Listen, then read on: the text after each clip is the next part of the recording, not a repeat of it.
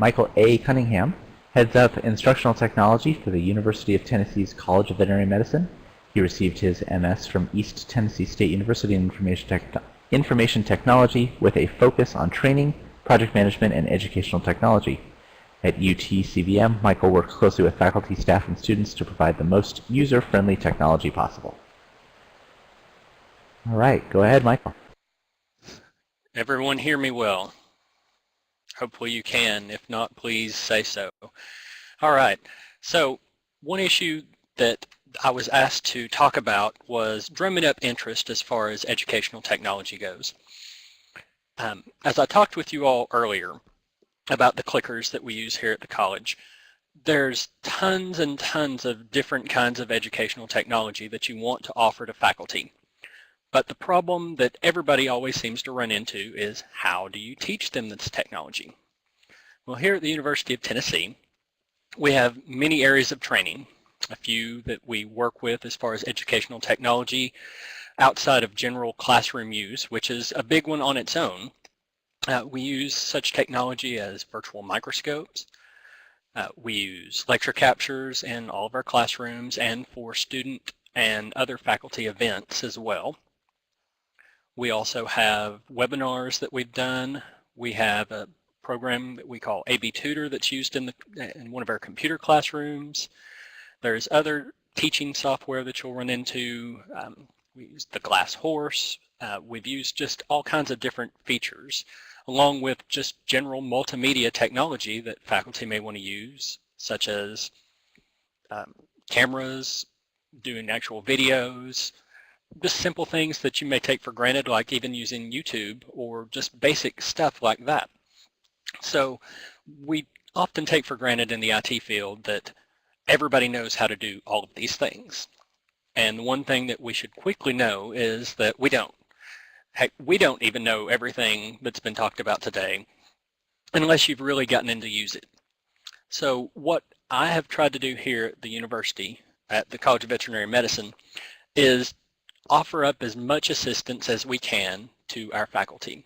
My specific areas, and we just kind of title it instructional support, because it's about as vague a term as you can get for as broad a topic as this is. You want to be able to reach as many faculty to help them enhance their lectures and enhance their teaching in as many ways as possible. But in doing so, you've got to show them the new technology. And I found there's 3 different types of instructors that you tend to run into. The first that you tend to run into is the cutting edge instructor. They will use technology in every aspect of their lecture, every aspect of their life. If it's new and it's out there, they want to use it even if they don't know how they're going to incorporate it, they're going to try to incorporate it. So when you come out with something new or tell them about something new, the conversion rate to get this type of instructor over is 100% almost all the time. Now, the one problem you always run into in this case is, are they overusing it? Are you going to run into issues where you're using technology just for the sake of using technology? And I never advocate doing that. But when you're bringing up new stuff, these people tend to be the ones that will jump all over it and help you at least learn the problems that you'll run into in these cases. The second one is the willing instructor. I have about an 85%, and these stats are very, very rough, just based on some data that I've always tried to rattle up in my head over the past few years. But you tend to get about an 85% conversion rate on the willing instructor if approached in the right way. Whenever you offer new technology, you can usually convert a lot of these faculty members over just generally by assuring them of the ease of use of the technology, making sure that it's in there and you have adequate resources to be able to assist them and teach them. In our classrooms, we offer a stipend for one of our vet students for each of the years to act as a first responder for any technical issues that they have. So with that student being trained and there all the time to help back up the faculty, they tend to be a lot more willing to convert to new technology if it suits their needs. So the willing instructor tends to be the one that's generally very accommodating. They want to do better. They want to do as much as they can to help enhance their lectures as best as possible. And then you also run into the old school instructor, which we've actually had 2 different types of that. You get one instructor that's just doesn't want to touch the technology. They're not necessarily afraid of it, or they won't tell you they're afraid of it. They just have no interest in changing the way they've done things for years. And you have some that really are just afraid of it, and with enough assistance, you can get about 20% of those, or at least I have been able to in my time, to just show them, hey, you don't have to do a whole lot. Just take a step out on faith. But the biggest deterrent that we run into here is time. Time to get things done. It's not that the faculty don't want to do different things with their lectures or enhance their lectures. They just don't have the time to learn. They don't have the time to incorporate this stuff. They don't have time to do all of the work that needs to go into this. So what we have found is there's multiple ways to go about helping get this information out.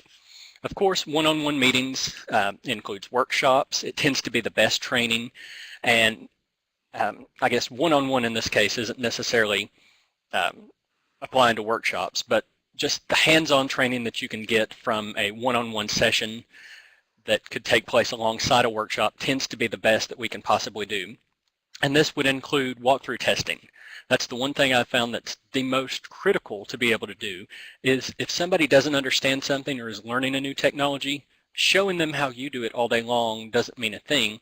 If you get them out there and toss them out to the wolves and say, here, do it, do what I just did, and you don't have any way to stand there and be able to see what issues they run into and help address those. And over time, you learn more and more what kind of issues they're going to run into. The problem with this is, again, the time commitment. It's not so much that the one-on-one meetings take a lot of time, but requiring scheduling. When you have a lot of faculty wanting to do this, this can lead into doing workshops. But again, you can also run into the fact that doing workshops doesn't give as personal of an experience, but still time comes back to being the biggest issue. So what I've found is that doing piggybacking, and if at any time you all have questions during anything about how we do, please go ahead and enter them now so we're not doing it at the very end. So what we found also is very helpful as far as workshops go is piggybacking on other issues.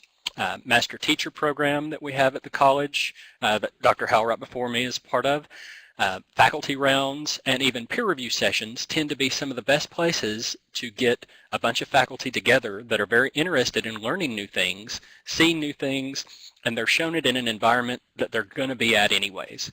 Getting people to workshops is one of the hardest things, again, because of time. It's not an unwillingness, but if you have something at 8 o'clock in the morning, you don't get the latecomers. You have it at lunch, you don't have the people that want to go out for lunch or may have other requirements. You do it any other point during the day, certain people could be teaching. So you don't ever have a solid time to do this. So take advantage of these these instances where faculty are going to be at other things anyways. You want to teach them about clickers, incorporate it into faculty rounds. You want to teach them about doing lecture capture. Start lecture capturing peer reviews and show them how to do this so they can lecture capture their own sessions and be able to learn how to incorporate that and how to make that part of their peer review packet. There's just multiple ways, and piggybacking it onto something else tends to be one of the more effective issues that we run into. And then there's the sharing of resources. Online tutorials seem like the best idea ever, and they're fantastic to have. They are nice, but no one in general tends to go to your site and just browse around and say, oh, let's see what's going on. If they did, that's fantastic. It's just very rare to see something like that. And what we found is even the best resource site that you can create does little good if people aren't going to it to browse it.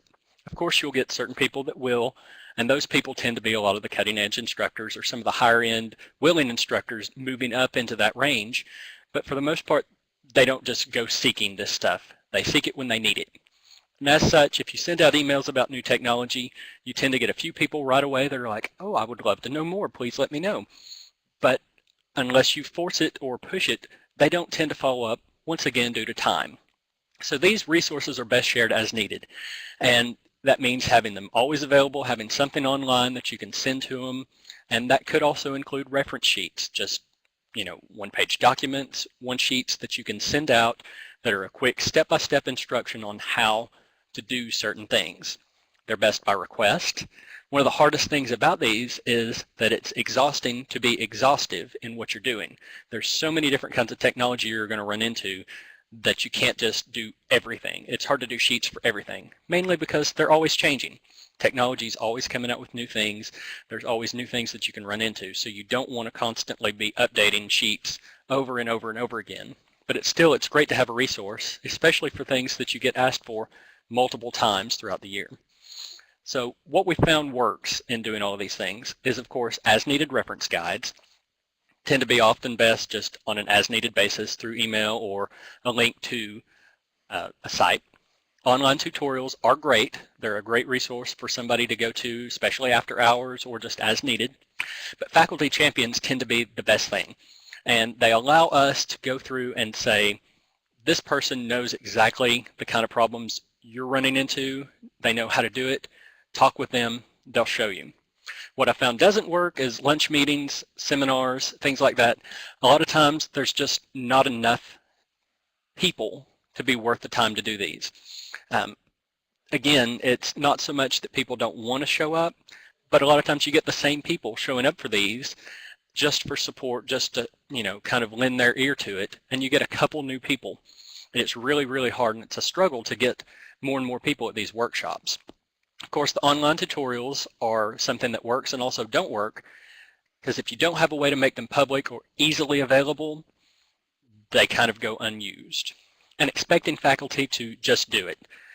Giving faculty a ton of technology to use and just expecting them to walk in and adopt it, be it using a smartboard, be it using clickers, just having it is not enough. You have to let them know. You have to share that kind of information, and if that means making it a one-on-one personal thing, that is probably the best possible thing that you could do as far as training goes. And what we tend to do here at the college, even though we have very limited training resources, the more people that you can teach these things to, students included, the better effort that you'll have going forward. So I know it's kind of a rough overview as far as what we do here, but do you have any questions on anything that we do as far as training or any issues that you all have run into that you'd like to share? Not, I'd hate to give you a triple dose of University of Tennessee here. I know we've got back-to-back people on this end. But this is just kind of a brief overview of our training sessions, of things that we have done here and issues that we've run into here at the college. And be glad to share anything else. Feel free to contact me if you all have any questions or would just like to share with some of your other training resources that you have at the college. I'd be glad to get any kind of discussion going on this or any of the kind of teaching technologies that we use. I know we might have caught up. Anything at all? All right, I will.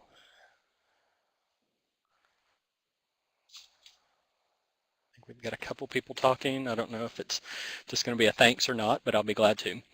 Screencast at all for training? Yes, we have done screencasts for different things. As far as doing actual online recordings, we've had a lot of people request doing lecture captured seminars that are outside of this normal teaching schedule. So they're wanting to record something, say for we have a veterinary social work program. They want to go ahead and record a bunch of sessions to make available to the public. So we'll screencast some things to train them to do that on their own and to allow other people outside of the college access to this as well.